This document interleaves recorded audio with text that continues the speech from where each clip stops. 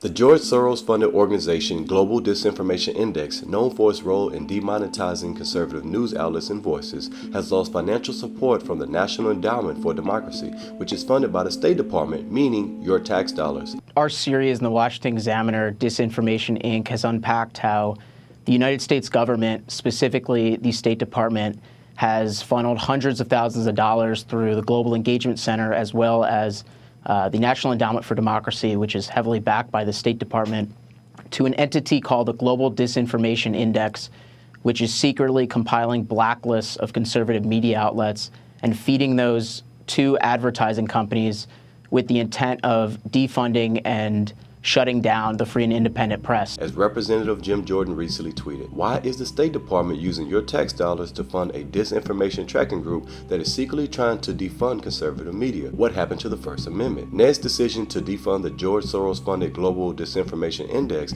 is significant because the organization has received over $300 million from the State Department since 2021. This means the State Department, through Ned, is no longer funding this woke organization who seeks to censor and demonetize conservative voices and outlets. The George Soros-funded fact-checking organization maintains a media blacklist known as the Dynamic Exclusion List, which reportedly flags 39 conservative news outlets as false/misleading. This includes The Blaze, The Washington Times, Newsmax, The Federalist, The American Conservative, One American News, The Daily Wire, Real Clear Politics, and The New York Post. This list is used by the establishment to discredit conservative news organizations, reduce their ad revenue, and ultimately deplatform them. They're going out and say, telling advertisers like Amazon and others, do not advertise on conservative outlets. Don't go to One American News. Do not go to MRC. Do not put your advertising dollars with them.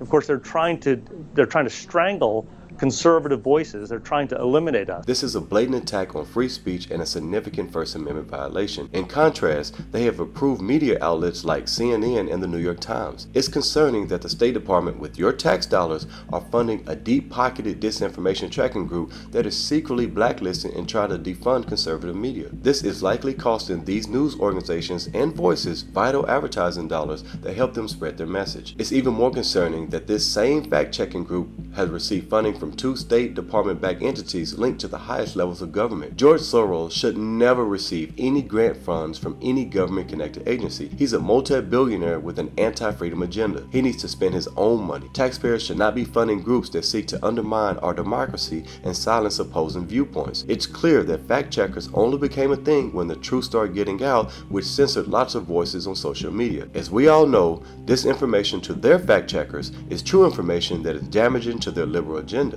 The State Department, the government, is suppressing dissent, spending money on doing that, and doing it in the guise of stamping out disinformation. Disinformation is whatever the government decides it is. Anything that does not go along, parrot the democratic establishment line is deemed disinformation. Anything funded by the George Soros Open Society or any of his other corrupt organizations should never receive a dime of federal funding. As Americans, we must take a stand against these woke organizations that seek to suppress free speech. It's run by this left-wing Marxist woman named Claire Medford. She is notorious for saying things at the World Economic Forum, the George Soros big world government thing, saying things like, well, we need to make sure that the only voices out there are socially redeeming. Okay, so we're going to let her decide what socially redeeming is. And then she says things like, we got to make sure that we're representing the common man. Well, Claire went to Oxford University in England.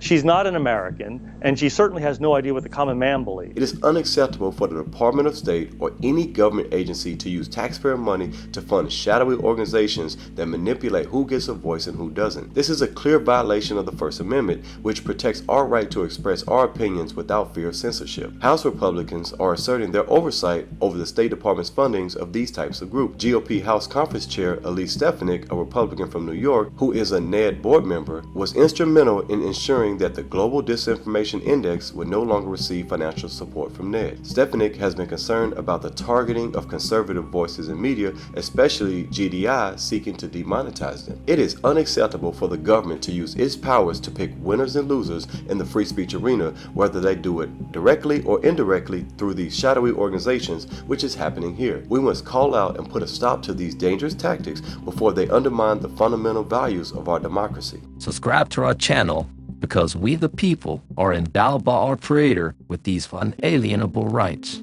life, liberty, and guns.